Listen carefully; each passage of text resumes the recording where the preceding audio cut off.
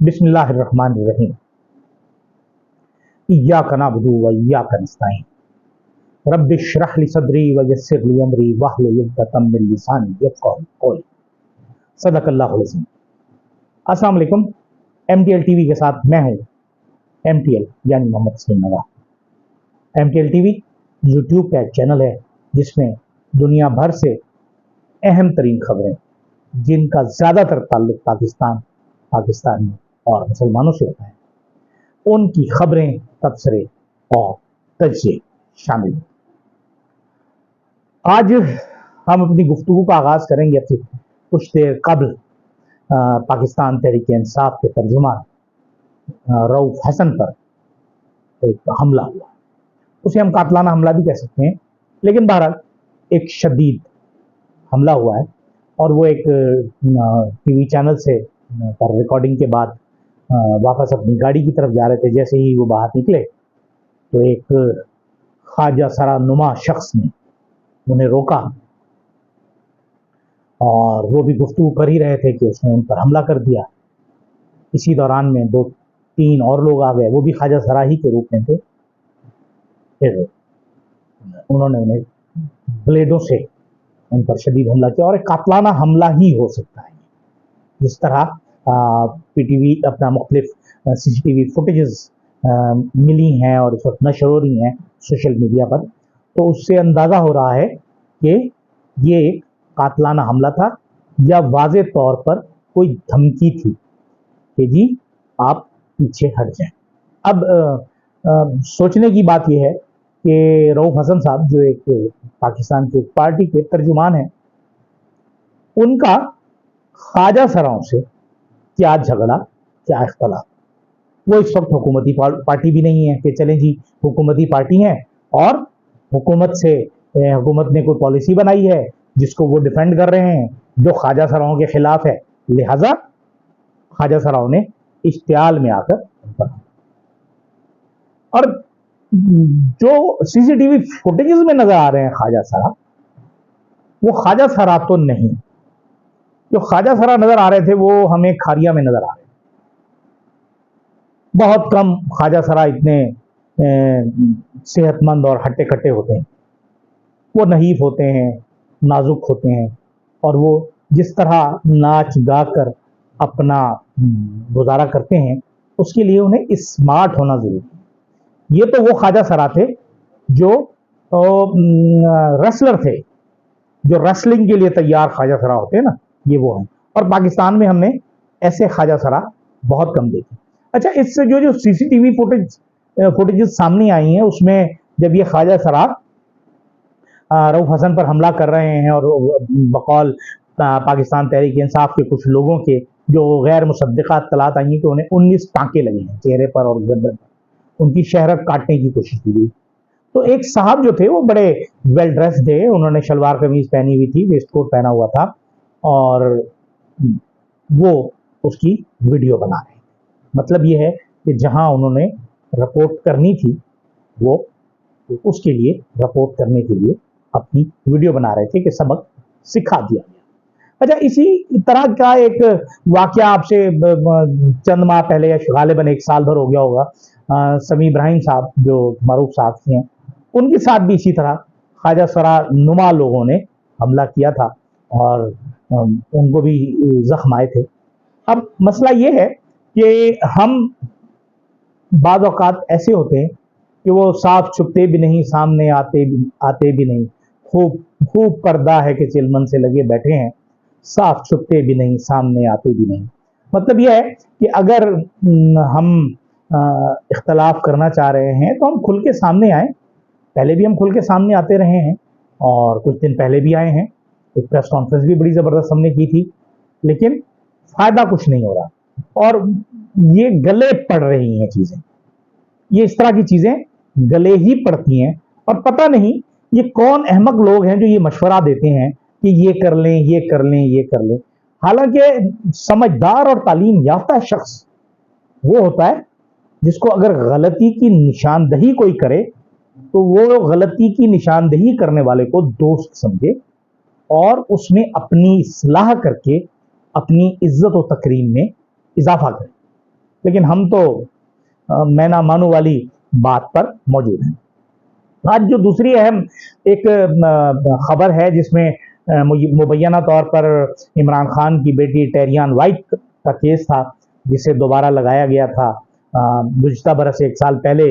اس کا ایک full bench تھا اسلام آباد ہائی کورٹ کا، جس میں بہت کوشش کی گئی، عدلیہ پر دباؤ ڈالا گیا، جس میں چیف جسٹس صاحب نے فیصلہ لکھ لیا تھا، باقی 2 ججز نے ان سے اختلاف کیا، اور وہ اختلافی فیصلہ جب چیف جسٹس صاحب کے سامنے گیا تو چیف جسٹس صاحب نے خود کو اس بینچ سے الگ کر لیا، اور پھر وہ فیصلہ جو 2 ججز تھے، چیف جسٹس صاحب نے پھر فیصلہ نہیں لکھا، مکمل نہیں کیا، بقیہ 2 ججز جو تھے ان دونوں نے اسے ویب سائٹ پہ لگا دیا، وہ لگا رہا، پھر اس کے بعد ہٹا دیا گیا، اور ہٹا دینے کے بعد کل 2-3 دن پہلے جو ہے ایک پھر فل بینچ بنا لیا گیا کہ جی اسے دوبارہ سنا جائے گا، اور اس میں پلی یہ لی گئی کہ وہ جو تھا وہ کیونکہ بینچ ٹوٹ گیا تھا اس لیے دوبارہ اس کیس سماعت کی جائے۔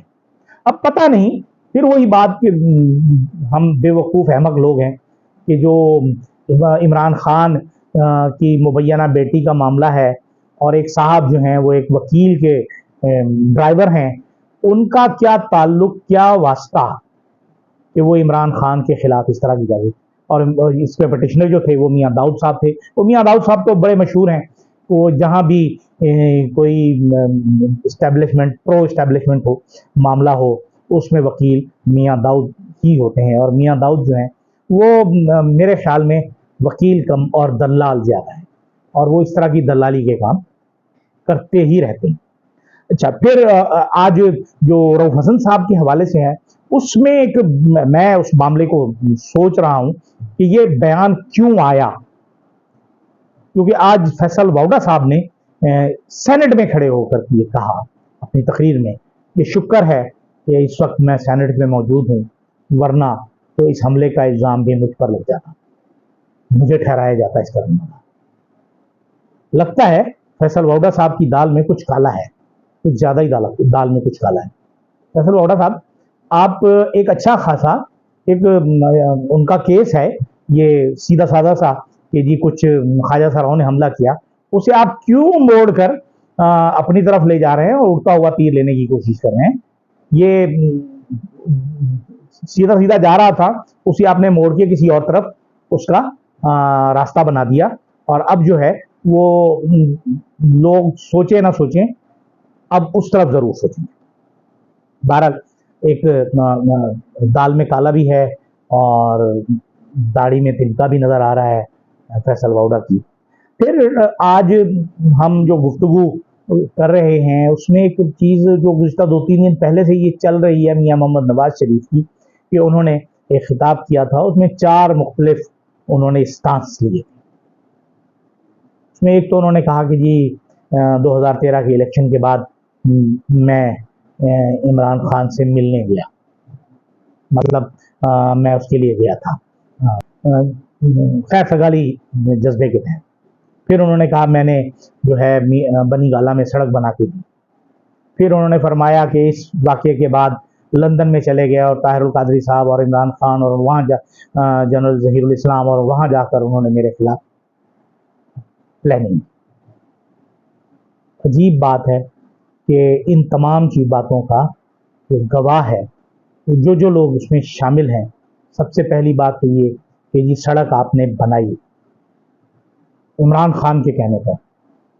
تو جو ہمارے عرفان صدیقی صاحب ہیں، سینیٹر بھی ہیں، بزرگ رہنما بھی ہیں، تو انہوں نے اس کا بیان دیا کہ نہیں، یہ عمران خان کے کہنے پر نہیں بنائی گئی تھی یہ سڑک، یہ میاں صاحب نے خود بنائی تھی۔ اب میاں صاحب نے دعویٰ ایسے کیا تھا جیسے میاں صاحب نے اپنی ذاتی جیب سے بنائی ہو، عمران خان کی ذاتی استعمال کے لیے۔ بنی گالہ میں لوگوں کے آنے جانے کے لیے ایک سڑک حکومت وزیر اعظم نہیں بنائے گا، یا اسلام آباد بلدیہ نہیں بنائے گی، یا ایڈمنسٹریٹر نہیں بنائے گا، تو کون بنائے گا؟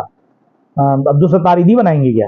یقیناً یہ ان کی ذمہ داری ہے، انہیں وہ ان کی ذمہ داریوں میں شامل ہیں۔